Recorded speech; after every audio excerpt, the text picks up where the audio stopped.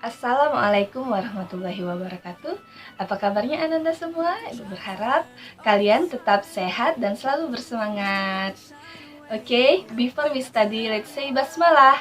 Bismillahirrahmanirrahim. Baiklah, hari ini kita akan melakukan pembelajaran kedua dan pembelajaran ketiga.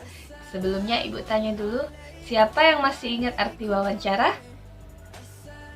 Ya, wawancara adalah kegiatan tanya jawab untuk mendapatkan informasi. Nah, kemarin juga Ananda semua telah melakukan wawancara dengan ibunya masing-masing kan?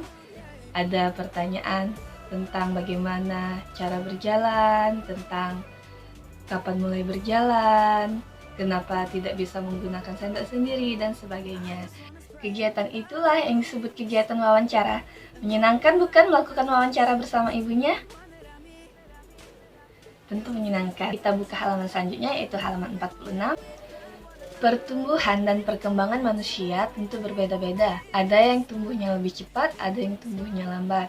Perbedaan tersebut harus kita hargai.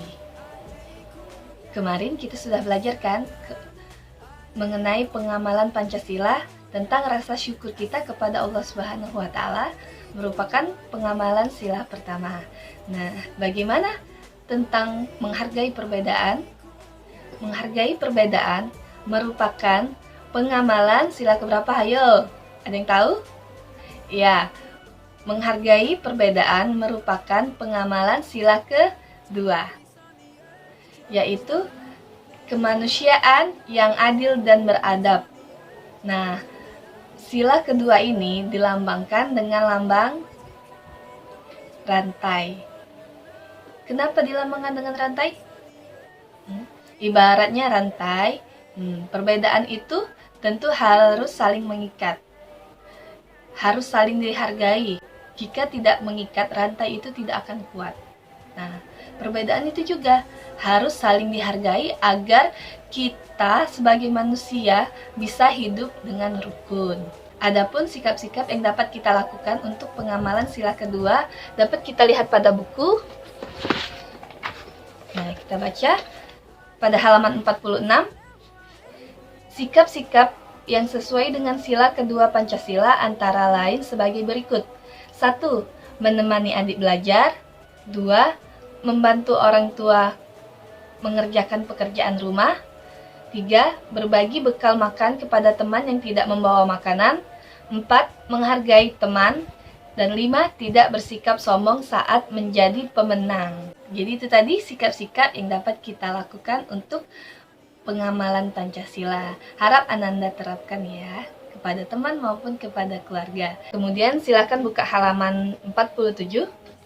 Kerjakan ayo berlatih dari nomor 1, 2, dan 3.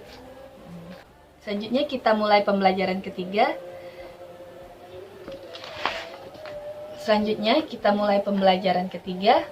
Di sana ada teks bacaan, zat dalam makanan bergizi seimbang.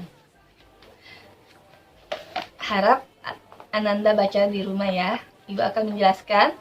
Nah, setelah Ibu jelaskan sebelumnya, kalau zat dalam makanan, makanan bergizi seimbang harus mengandung 4 sehat, 5 sempurna, yaitu makanan pokok, lauk pauk, sayur-sayuran, buah-buahan, dan juga ditambah dengan susu. Nah, makanan tersebut tentunya harus mengandung berbagai unsur. Yang pertama ada karbohidrat. Karbohidrat merupakan sumber tenaga bagi tubuh manusia. Nah, biasanya karbohidrat ini merupakan zat yang terkandung dalam makanan pokok seperti nasi, ubi, roti yang berasal dari gandum. Kemudian ada namanya protein. Ya, yang kedua ada protein.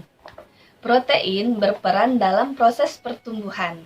Protein juga dibutuhkan untuk bagian tubuh yang rusak. Protein ini biasanya terkandung dalam telur, ikan, daging, kacang-kacangan. Nah, jadi Kalau Ananda tidak suka makan ikan, harus banyak-banyak mulai makan ikan ya. Zat yang ketiga yaitu lemak. Tahu lemak apa? Lemak merupakan sumber energi bagi tubuh.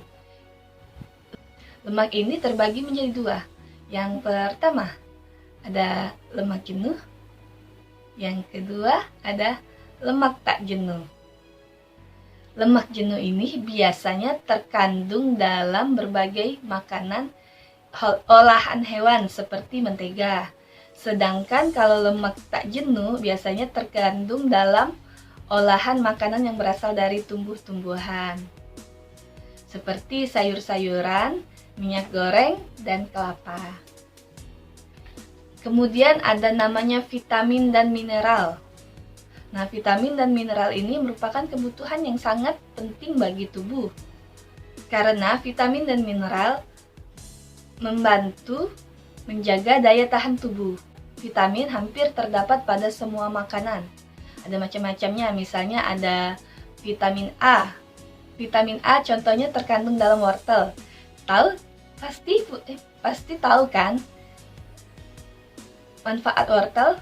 Ya, manfaat wortel bagus untuk mata. Nah, itulah manfaat dari vitamin A. Kemudian ada namanya vitamin D. Vitamin D biasanya terkandung dalam sinar matahari pagi, tentunya jangan sinar matahari siang ya. Nah, sinar matahari pagi ini mengandung vitamin D yang bagus untuk kekuatan tulang dan gigi. Kemudian juga ada vitamin C. Vitamin C biasanya terkandung dalam buah jeruk. Nah, bagus untuk apa? Ya, bagus untuk mulut atau kalau misalnya ada mulut sakit sariawan. Nah, jadi kalau banyak-banyak mengkonsumsi vitamin C, biasanya sakitnya akan sembuh. Selain zat gizi, tentunya makhluk juga membutuhkan air. Kenapa? Karena kalau kekurangan air, tubuh akan mengalami dehidrasi atau kekeringan.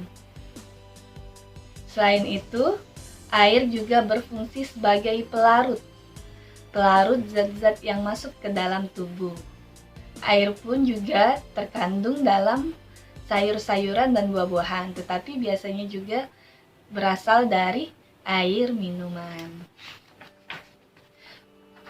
Untuk Ananda biar lebih paham, silahkan dibaca di rumah teksnya halaman 48 dan 49. Ayo menari, buka halaman 50. Nah, kemarin Ibu sudah lihat video-video kalian melakukan praktek tari. Semuanya bagus. Nah, jadi hari ini kita akan melakukan praktek tari lagi. Sebelumnya, Ibu tanya, masih ingat 4 gerakan yang kemarin? Tentu dong harus masih ingat, karena kemarin juga tarinya sudah bagus-bagus. Hari ini kita akan melakukan 4 gerakan lain. Baiklah, Ibu akan mencontohkan 3 gerakan pada halaman 50. Yang pertama, satu tangan di pinggang dan tangan satunya di atas. Seperti ini. Lakukan secara bergantian. 1, 2, 1, 2. Yang kedua, gerakannya adalah angkat kedua tangan ke atas dan turun ke bawah secara bergantian. 1, 2, 1, 2. Dan gerakan yang terakhir yaitu meletakkan satu tangan di depan dan tangan yang satunya di bawah. Seperti ini. 1, lakukan secara bergantian. 2, 1, 2, 1, 2. Nah, seperti kemarin, lakukan ketiga gerakan tersebut. Kemudian kirim videonya ke Ibu ya. Ingat, jangan malu-malu. Selanjutnya, Ibu akan mengajarkan cara menyelesaikan soal cerita matematika, di mana di sana ada 2 pertanyaan yang harus ditemukan. Dapat kita buka pada buku halaman 52. Ya, silakan dibuka.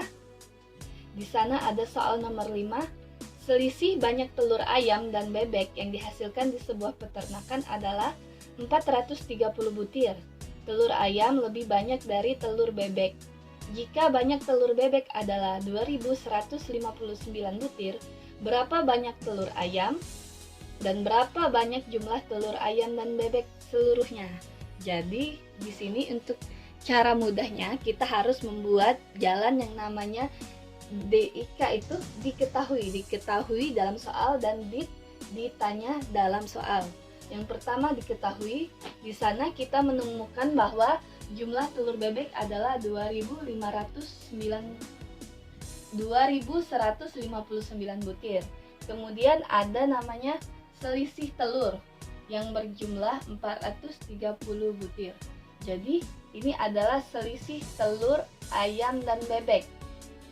Caranya adalah kita tidak tahu ini adalah jumlah telurnya berapa, maka titik-titik dikurang 2509, yaitu dapat dari telur bebek, sehingga menghasilkan selisihnya 430 butir. Kemudian ada telur ayam lebih banyak, ini lebih besar kan tandanya, jadi telur ayam lebih banyak daripada telur bebek, maka titik-titik ini dapat kita isi dengan namanya telur ayam. Jumlah telur ayam dikurang 259 sama dengan 430 butir. Ditanya jumlah telur ayam dan ditanya jumlah telur ayam dan bebek. Maka dapat kita cari yang pertama jumlah telur ayam.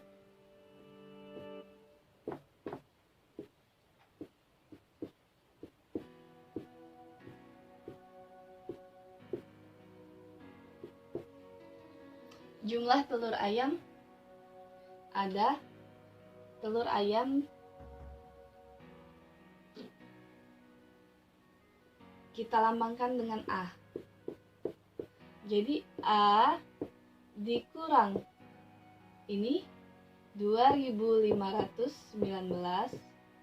sama dengan 430 butir.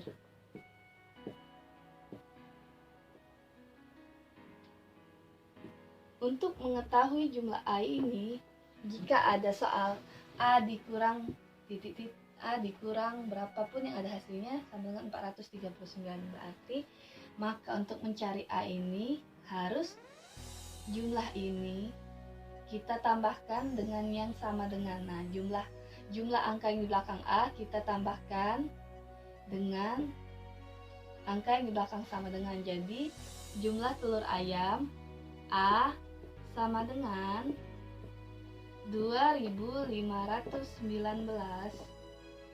ditambah 430. Ini akan kita dapat jumlah telur ayam. Jadi dapat kita cari jumlah telur ayam sama dengan 2519 ditambah 430. Kita pakai jalan disusun ke bawah. 9 ditambah 0 9, 1 ditambah 3 4, 5 ditambah 4 9, dan 2 tidak ada temannya jadi diturunkan langsung 2. Ini jumlah telur ayam. Kemudian sudah kita dapat ini hasilnya 2949. Yang kedua, jumlah telur ayam dan bebek. Karena telur ayamnya sudah dapat dan telur bebeknya tadi adalah ini 2159, tinggal kita tambahkan 2519 ditambah 2949, 9 ditambah 9 sama dengan 18. Nah, jadi ingat yang dimana ditaruh di sini 1 atau 8? Ya, angka yang di belakangnya yaitu angka 8. 8 kita taruh di bawah 9 dan satunya kita simpan di atas. 1 simpanan dari sini tadi 1 ditambah 1 sama dengan 2. 2 ditambah 4 sama dengan 6. 5 ditambah 9 sama dengan 14. Nah, kita taruh angka yang di belakangnya di bawah 4 dan satunya di atas. Kemudian kita tambahkan lagi 1 ditambah 2 sama dengan 3 dan 3 tambah 2 sama dengan 5. Jadi dapat kita ketahui jumlah telur ayam dan bebek sama dengan 5468. Nah, seperti itu tadi cara menyelesaikan contoh soal nomor 5 pada halaman 52. Mudah kan? Kemudian silakan Ananda tulis atau kerjakan halaman 52, cukup nomor 1, 3, dan 4. Jadi nomor 2 tidak perlu dikerjakan dan nomor 5 sudah kita kerjakan ya. Jadi cukup mengerjakan nomor 1, 3, dan 4. Tetapi nomor 5-nya jangan lupa dicatat cara pengerjaannya. Oke? Mungkin itu saja hari ini yang dapat Ibu sampaikan. Lebih dan kurangnya Ibu mohon maaf. Kita akhiri pelajaran hari ini. Say hamdalah. Alhamdulillahirabbil alamin.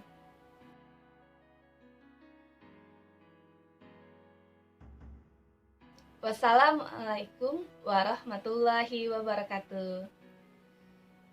Jangan lupa like, subscribe, dan komen-komen.